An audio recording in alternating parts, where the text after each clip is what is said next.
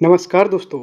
आज के इस वीडियो में हम एक मोनोपोली बिजनेस को डिस्कस करेंगे जिसका नाम है IRCTC, Indian railway catering and tourism corporation.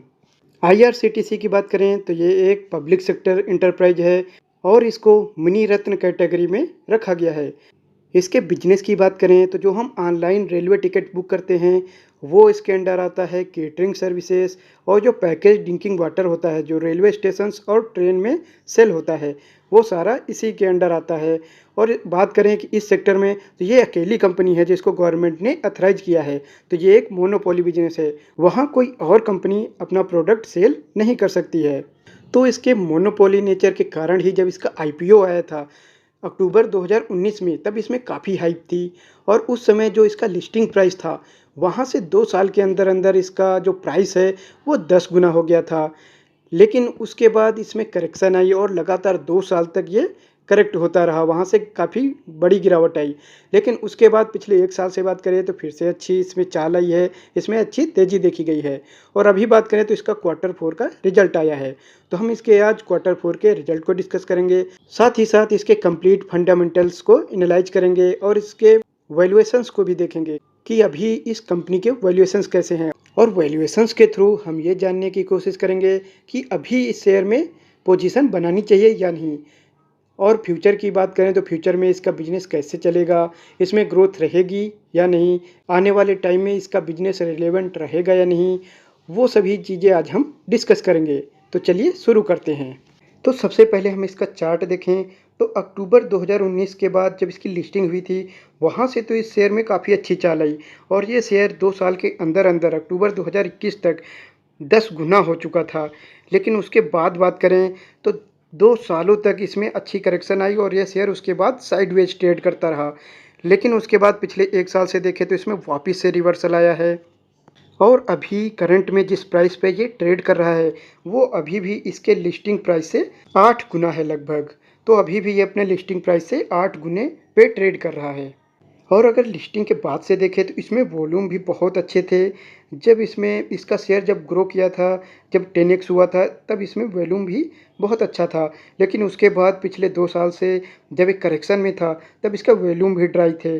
और अभी रिसेंटली बात करें तो इसमें कुछ वॉल्यूम के साथ तेज़ी आई थी, पिछले 1 साल में अच्छी रैली देखी गई। और अभी बात करें कि क्वार्टर 4 का रिजल्ट आने के बाद फिर से थोड़ी सी करेक्शन देखी गई है। तो आज हम इसके रिजल्ट को एनालाइज करेंगे।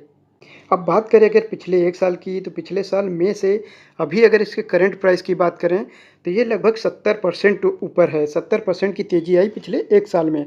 तो पिछले 1 साल में तो अच्छा रिवर्सल इसके शेयर ने दिखाया था। वहीं अगर करंट सिचुएशन की बात करें तो इसका ये जो चैनल है ये काफ़ी इम्पोर्टेंट है। इस चैनल के बीच ये ट्रेड कर रहा था काफ़ी टाइम तक।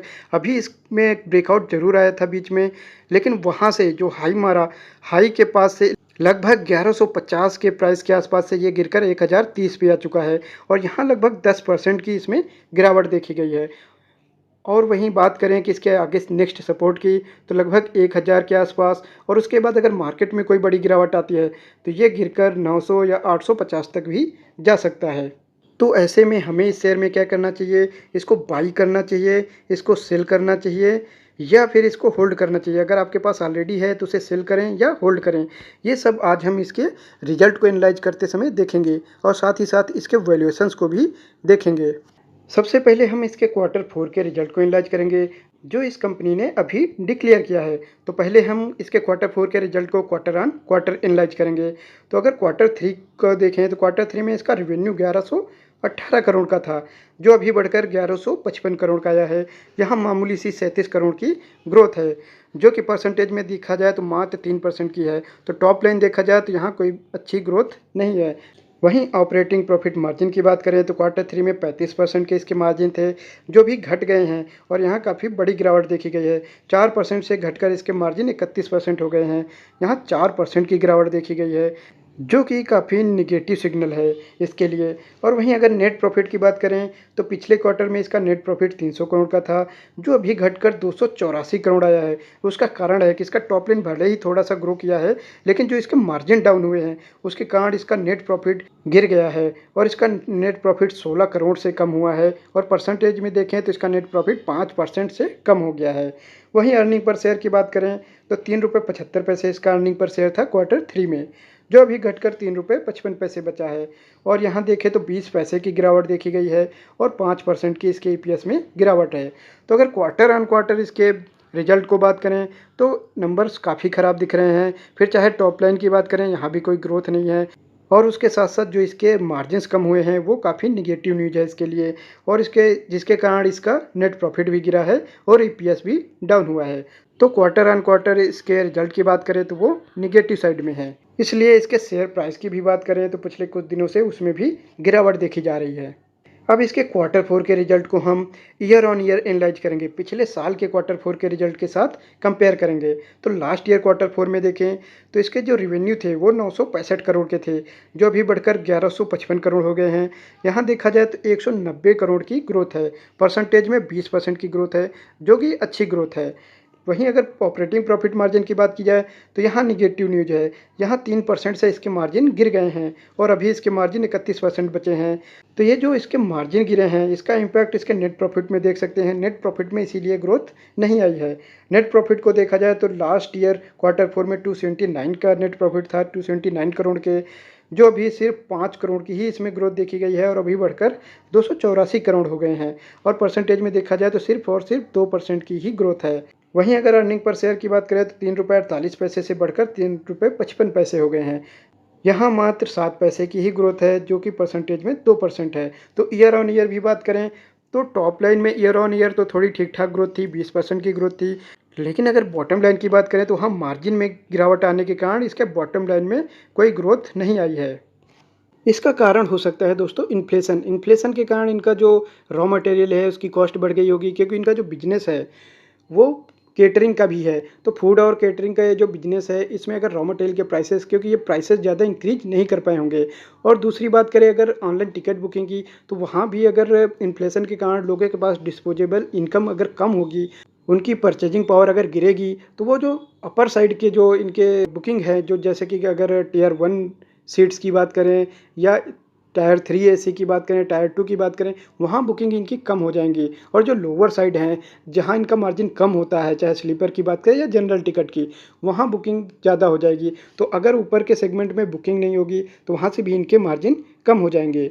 अब हम लॉन्ग टर्म में इसके फाइनेंशियल्स को देखेंगे, तो अगर लॉन्ग टर्म में रेवेन्यू ग्रोथ की बात करें, तो 2018-19 में इसका रेवेन्यू 1870 करोड़ था, जो 2020-21 में काफ़ी घट गया था, 777 करोड़ बचा था, जिसका कारण था कोविड। क्योंकि कोविड के टाइम पे ट्रेन्स कैंसिल की गई थी, लॉकडाउन लगा था, ट्रेनें बंद हो गई थी, ट्रैवलिंग बिल्कुल बंद था, जिस वजह से इसका बिजनेस इम्पैक्ट हुआ और इनका रेवेन्यू बिल्कुल तेज़ी से गिर गया।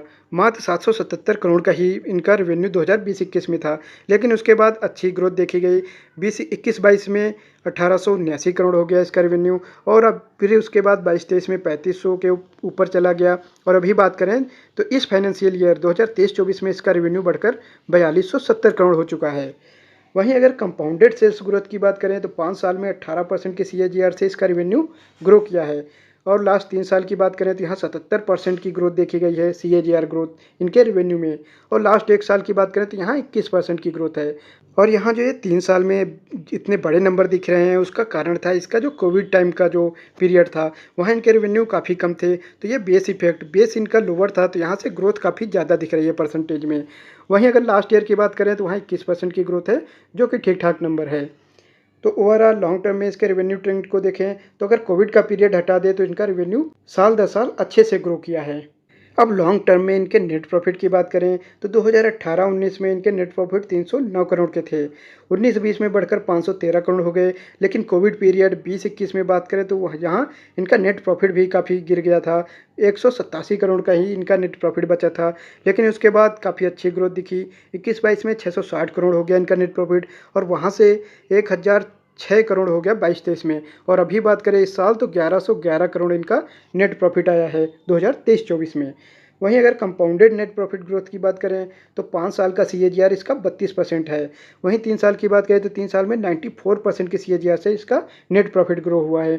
इसका रीज़न है ये जो बेस इफेक्ट, जो इसका बेस 2021 का लोअर बेस है, उस वजह से इसका ये जो परसेंटेज है CAGR काफ़ी ज़्यादा दिख रहा है। लास्ट 1 साल की बात करें तो यहाँ नंबर थोड़े से कम है, 17% की ग्रोथ इसके नेट प्रॉफिट में देखी गई है।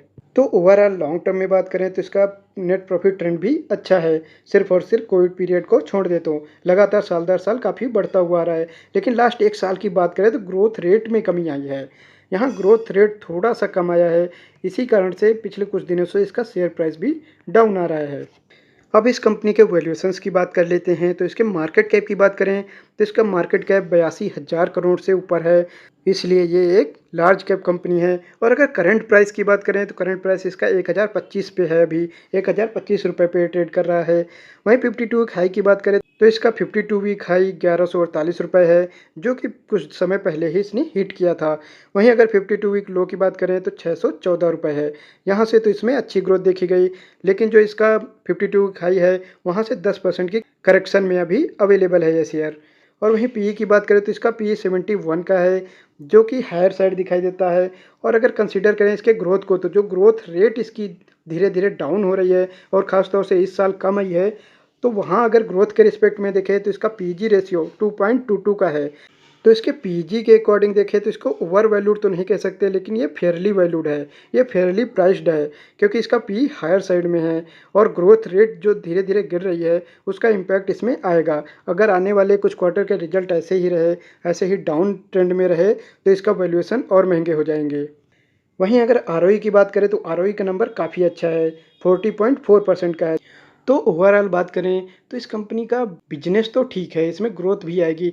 लेकिन अगर इसके 2-4 पॉजिटिव की बात करें तो आगे चल के अगर जैसे जैसे पर कैपिटा इनकम बढ़ेगी, इन्फ्लेशन कम होगा, तो उसका बेनिफिट आ सकता है। इसके जो अपर एंड की हैं, जो अपर एंड सर्विसेज हैं, चाहे उस इनकी एसी टायर 1 की सीट्स हों या फिर इनके सेकंड टायर की हों या थर्ड टायर एसी सीट्स हों, उनमें अगर बुकिंग बढ़ती है तो वहाँ मार्जिन इनके अच्छे रहते हैं। और साथ ही साथ इनका जो टूर बिजनेस है, जो टूर के लिए भी ये बुकिंग करते हैं रेलवे की, उसमें भी ग्रोथ आ सकती है, तो उसका भी बेनिफिट इनको मिल सकता है। लेकिन अगर इनकी जो निगेटिव की बात करें तो इनकी जो केटरिंग की सर्विसेज हैं, उनमें सर्विस इतनी बेटर नहीं है। अगर आपने कभी इनकी सर्विस अवेल की हो तो सर्विसेज इनकी अच्छी नहीं है, तो वहाँ इंप्रूवमेंट की ज़रूरत है। वहाँ मार्जिन तो अच्छे हैं, लेकिन अगर सर्विस इंप्रूव नहीं करेंगे तो वहाँ बहुत कम लोग इनकी सर्विस को अवेल करते हैं। वहीं अगर उस सेगमेंट में ये सर्विस को इम्प्रूव कर लें, तो क्योंकि इतने ज़्यादा नंबर ऑफ अगर ट्रेवलर्स की बात करें तो बहुत ज़्यादा होते हैं, और अगर ये लोग इनकी सर्विसेज को अवेल करने लगे तो इनका रेवेन्यू काफ़ी बढ़ जाएगा।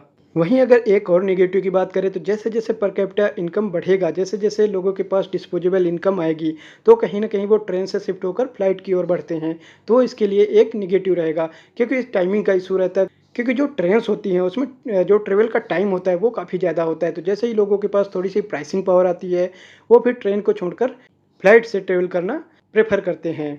लेकिन जो लोअर एंड ट्रेवलर हैं, उनमें ग्रोथ देखी जा सकती है अगर उनके हाथ में पैसा है, उनके जो डिस्पोजेबल इनकम बढ़े।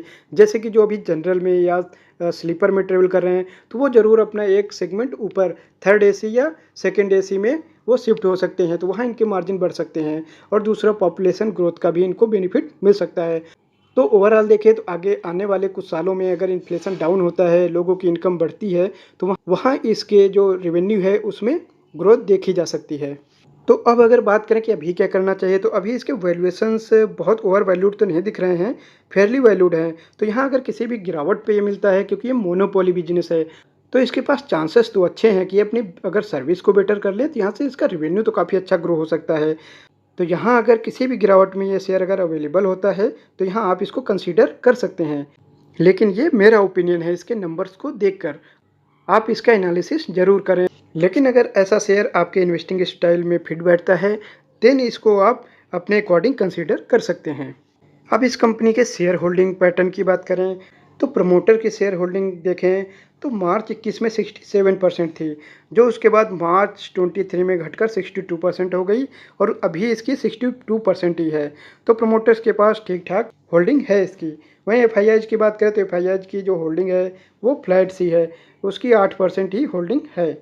वहीं अगर डी की बात करें, डी ने अपनी होल्डिंग लगातार बढ़ाई है, मार्च 22 में ज़रूर इसकी होल्डिंग कम हुई थी, लेकिन उसके बाद लगातार अपनी होल्डिंग इंक्रीज की है। और अभी अगर DIH की बात करें तो 13% का स्टेक है उनका इस कंपनी में।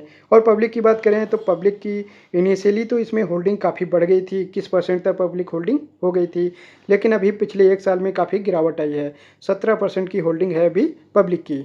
उसका कारण था पिछले 2 साल से जो ये शेयर करेक्शन में था और साइडवेज ट्रेड कर रहा था, उस वजह से पब्लिक पेशेंस नहीं दिखा पाई और यहाँ से उन्होंने सेल कर दिया, तो पब्लिक होल्डिंग कम हो गई है। वो इसके शेयर होल्डिंग पैटर्न में भी आप देख सकते हैं कि 21-22 और 22-23 के पीरियड में 21 लाख से भी ज़्यादा नंबर ऑफ शेयर होल्डर्स थे, लेकिन अभी घटकर 19 लाख आ गए हैं। यहाँ 2 लाख के आसपास कम हुए हैं इसमें नंबर ऑफ शेयर होल्डर्स। तो फाइनल कंक्लूजन की बात करें इस शेयर की, तो इसका जो बिजनेस है वो मोनोपोली बिजनेस है, तो इसका बिजनेस मॉडल अच्छा दिखता है और वहाँ मार्जिन्स भी काफ़ी अच्छे हैं। और फ्यूचर की बात करें तो इसमें ग्रोथ भी आ सकती है। जैसे जैसे पर कैपिटा इनकम बढ़ेगा, लोगों के पास डिस्पोजेबल इनकम आएगी, इन्फ्लेशन कम होगा, तो इसके रेवेन्यू बढ़ सकते हैं। और इसके वैल्यूएशन की बात करें तो वैल्यूएशन भी अभी फेयरली प्राइस्ड है, फेयरली वैल्यूड है। और अगर इसके आगे रिजल्ट अच्छे आते हैं तो वैल्यूएशन और बेटर हो जाएंगे। इसलिए अगर इसके सभी एस्पेक्ट को ध्यान में रखा जाए और लॉन्ग टर्म के लिए सोचे तो लॉन्ग टर्म के लिए ये शेयर अच्छा साबित हो सकता है।